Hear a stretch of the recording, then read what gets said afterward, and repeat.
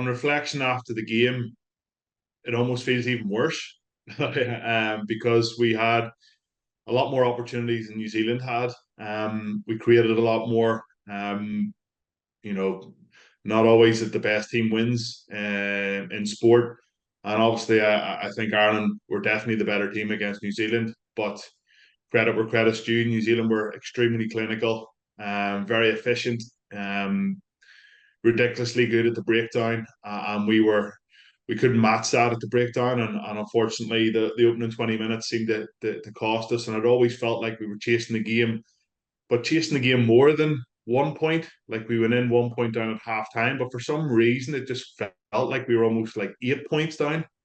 Do you know what? That's the way it sort of came across. I'm not sure if it felt the same on the pitch. It probably didn't, and the lads, over the next couple of months, will probably feel that it was within touching distance, and just I've held up over the line. The phase play in the last 37 phases, there was a couple of opportunities to break them down. A missed penalty by Johnny Sexton, knock that over, and before you know it, you're getting into the last 5 minutes of the game, just needing a drop goal or a penalty to seal the game. So, yeah, it was definitely one that got away. And as a reference there at the top, Gary, it just feels like the more you analyze the game, the more you go through the game, the more you look at stats, the more you go through the scrums, the more you go through the lineouts.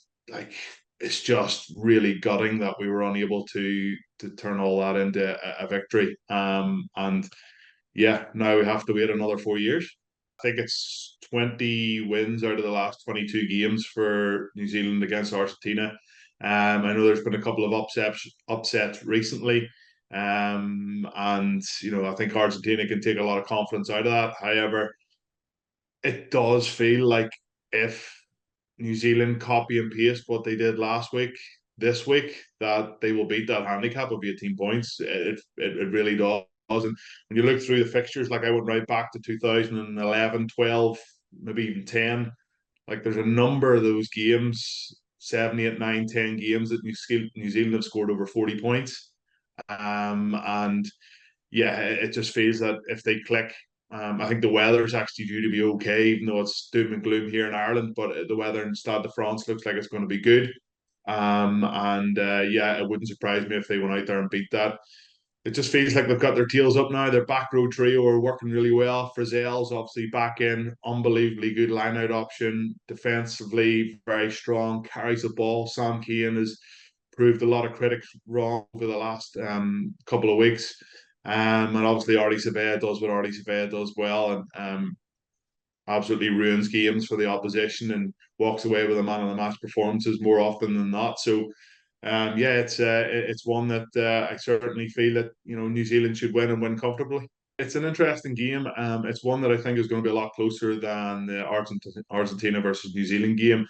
I think like England have exceeded everybody's expectations. I think Steve Borthwick has come out and said, "Oh well, sure, everybody thought we weren't even going to get out of the group, and here we are in a Rugby World Cup semi-final with a chance, albeit a very slim chance."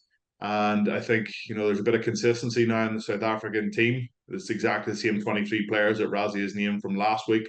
They performed so well. Again, many people might say that the better team lost, but that's knockout rugby, and South Africa are the best at getting on top of teams, swinging the momentum in games, bringing on Pollard to kick 3 points, which inevitably won them the match, even though he missed about 5 tackles when he was on as well. And yeah, they're a team that just knows how to get it done in the big game. So yeah, I think it's 13, 12 or 13 points on the handicap. It might even go out a little bit more towards the first whistle of the game. I think it's 6 wins out of the last 10 for South Africa, 4 wins for England. So it is close enough. And, a yellow or a red card early on in this game, and before you know it, you're on the back foot. And one thing that you got to say about England is that their kicking game has been very strong. They're very good at getting off the line with their line speed, very dogged. Tom Curry, Ben Earl leading the charge, Maro Itoje, ferocious in everything that they do. They just lack a little bit of accuracy with ball in hand, and that's where I inevitably get to, where can they score enough points just with the boot to beat South Africa? And I don't think they can.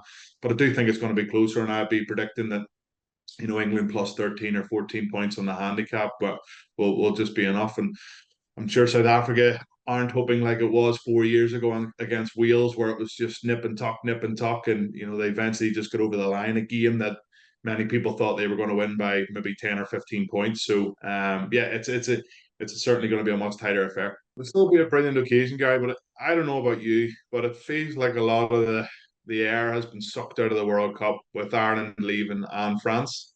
And obviously the host nation, and nobody can disagree that the Irish fans were, without a shadow of a doubt, the best fans at the Rugby World Cup, and they travelled in their tens of thousands. So for those two teams to buy out, and even looking at the English game against Fiji, like there was a few empty seats there. I've actually had text messages saying, "Does anybody need our semi-final tickets for England versus South Africa?" Because obviously a lot of people had hedged their bets that maybe Ireland or France were going to get into those semi-finals, and obviously the tickets would have been like absolute gold dust. Where it just feels like it's it's sort of, the bubble has slightly burst for us Irish anyway. Well, of course it has. We're out of the competition, but even the interest in the other teams. We see South Africa and New Zealand playing so often in the Rugby Championship. If they were to get the Rugby World Cup final, of course, it's going to be an epic game. It's going to be an amazing game. What's on the line? But we see that game so often, where if it had been a New Zealand France, like, or an Ireland South Africa again after the unbelievable group game that they had, it just would have made it a little bit more appealing. But as Warren Gatland said last week in his pre-match press conference before Wales played against Argentina, you're dealt the hand that you're given, and this is what the teams have been given. We've all known this for the last couple of years, and in fairness to England, they're the ones that have shown the rest of us up and been able to plod along and make sure that they don't slip up along the way. So yeah, let's see how this weekend goes, and then I think all rugby enthusiasts are hoping that it's a New Zealand versus South Africa final next week.